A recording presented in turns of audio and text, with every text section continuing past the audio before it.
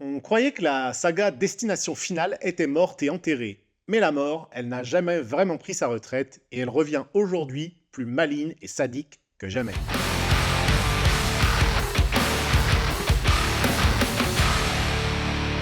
Salut à tous les amis sérivores et cinéphiles et bienvenue sur la chaîne. Aujourd'hui on va parler du retour que personne n'attendait et qui fait quand même bien plaisir. Destination Finale Bloodline, c'est le 6e saga d'une volée horrifique culte où l'on tente désespérément d'échapper à la mort. Et spoiler, ça ne marche pas souvent.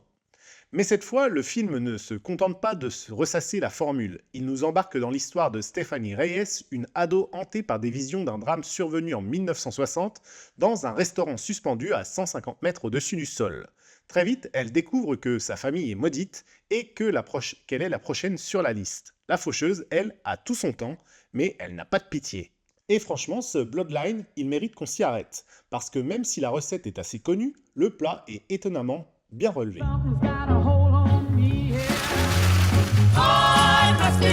Allez, tournée générale.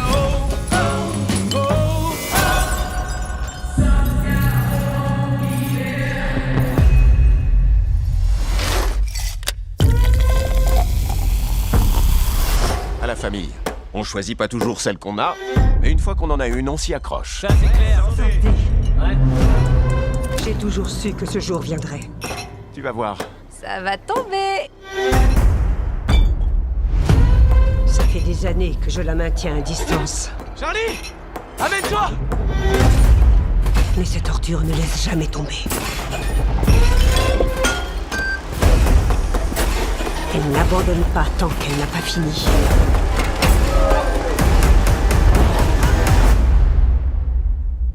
La mort va s'en prendre à toute notre famille.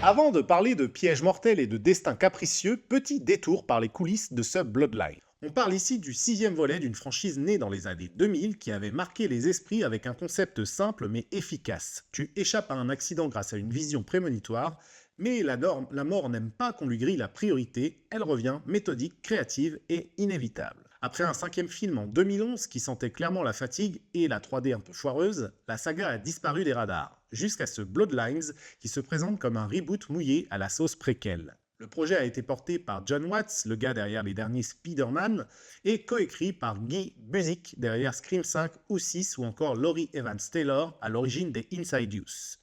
Pas des amateurs donc, et des gens assez spécialisés dans le cinéma d'horreur. À la réalisation, on retrouve Zach Lipovski et Adam B. Stein, un duo qui avait déjà prouvé qu'ils savaient marier genre et émotion dans Freaks. Et leur patte se ressent ici dans une mise en scène souvent inspirée. Le casting, quant à lui, repose sur de jeunes visages montants. Caitlin Santa Juana dans le rôle de Stephanie, très solide dans l'angoisse montante, Breck Basinger, qui on avait vu notamment dans Stargirl, ou encore Richard Harmon, éternel sarcastique depuis The 100. Et puis on a aussi un caméo de Tony Todd, de Mr. Bloodworth, qui fait toujours aussi froid dans le dos, même s'il ne parle que doucement. Le tournage, quant à lui, s'est déroulé à Vancouver, avec une attention toute particulière sur les effets pratiques.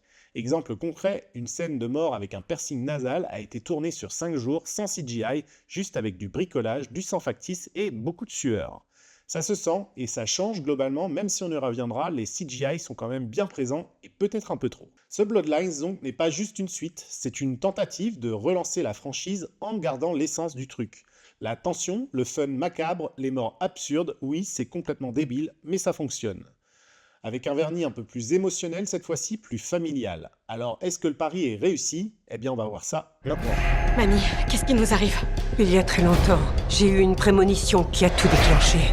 J'ai vu ce que la mort s'apprêtait à faire.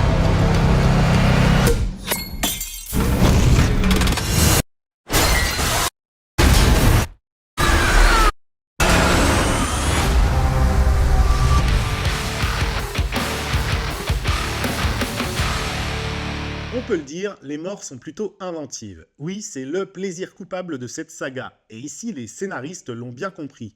Chaque scène de mort est une mini chorégraphie du chaos. On reprend la formule objet anodin plus accumulation de tension plus dénouement sadique et ça marche encore plutôt bien. Mention spéciale à la scène d'ouverture, notamment dans un restaurant perché en haut d'un gratte-ciel qui joue à fond la carte du suspense et du vertige. Entre la friture, le feu, les câbles tendus et les maladresses humaines, beaucoup de fusils de Tchekhov sont dressés et tout devient une menace. C'est fun, c'est cruel et c'est du pur destination finale. Et comme je le disais, le film réussit même à jouer avec nous. Certains pièges se désamorcent, d'autres explosent quand on les attend plus. Cette dynamique de « je sais que ça va péter, mais quand » est relativement bien maîtrisée et plutôt agréable à regarder.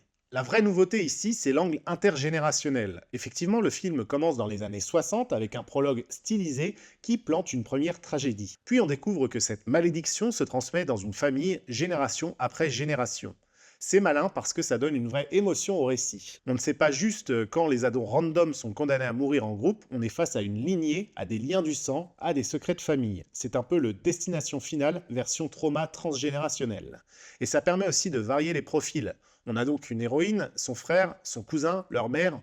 On sort de la mécanique lycéen interchangeable et franchement, ça fait globalement du bien et ça donne un vent nouveau à ce renouveau de la saga. De même, on peut le dire, les personnages sont assez crédibles. Bon, on ne va pas se mentir, ce n'est pas Manchester by the Sea par exemple, mais les personnages ont le mérite d'exister un peu plus que d'habitude en tout cas dans les derniers épisodes de la saga. Caitlin Santa-Ruana fait bien le taf, elle est torturée sans être caricaturale. Richard Harmon balance comme d'habitude son cynisme habituel avec assez de nuances pour ne pas être juste le relou sarcastique habituel qu'on avait pu voir notamment dans The 100.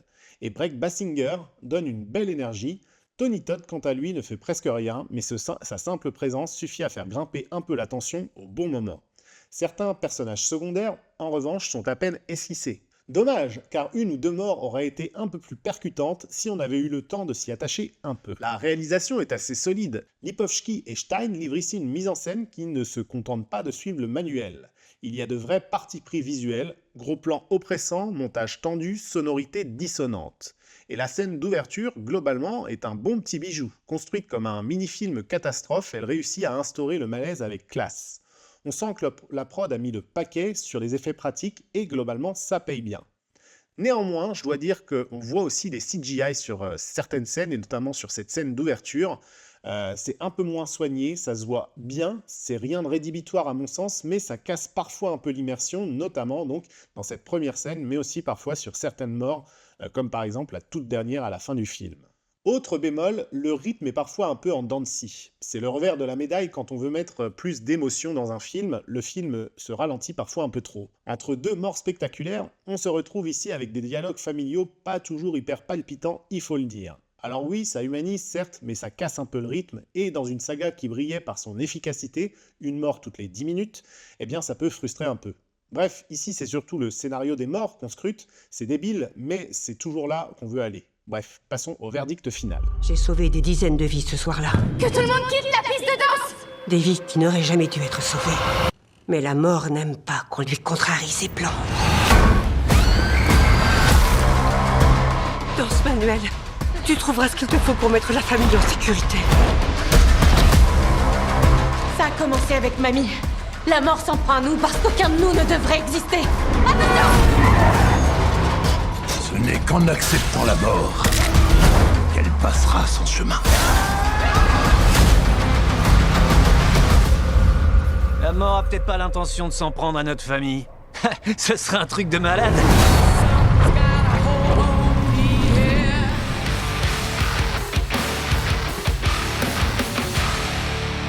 Alors verdict, eh bien Destination Finale Bloodlines, ce n'est pas juste un coup de pelle nostalgique pour déterrer une vieille franchise comme on en a l'habitude. C'est un vrai film d'horreur divertissant, malin dans sa mise en scène et plus émotionnel qu'on aurait pu le croire. Les morts sont à la hauteur, cruelles, créatives et parfois même jubilatoires, et même aussi parfois un peu dégoûtantes pour ceux qui n'aiment pas trop le sang. Le choix de centrer l'histoire sur une famille maudite, plutôt qu'un groupe d'ados de lambda, apporte un souffle nouveau, je trouve. Et même si la formule reste globalement la même, on sait que ça va dégénérer, reste à deviner comment, le film parvient à nous surprendre juste assez pour qu'on reste globalement accroché le long des 1h30 que dure le film. Oui, certains personnages sont un peu sous-développés, oui, les CGI sont parfois un peu trop présents et un peu moches, il faut le dire, le rythme est parfois un peu creux aussi, Ça ne révolutionne pas toujours le genre, mais franchement, en 2025, réussir à faire un destination finale à la fois fidèle, fun et un peu plus profond, c'est déjà un sacré exploit, je trouve. Alors, si vous aimez le frisson de la fatalité, les enchaînements de catastrophes improbables ou juste voir des gens mourir dans des circonstances absurdes, c'est un peu chelou quand même, foncez, car la mort n'attendra pas. En attendant, merci d'avoir regardé cette vidéo jusqu'au bout. Si vous avez apprécié cette critique, pensez à liker, à vous abonner et à activer la petite cloche. Sinon, qui sait, la mort pourrait bien vous tomber dessus à cause d'un grippin par exemple. En attendant, à très vite sur la chaîne et souvenez-vous, on n'échappe jamais vraiment à son destin.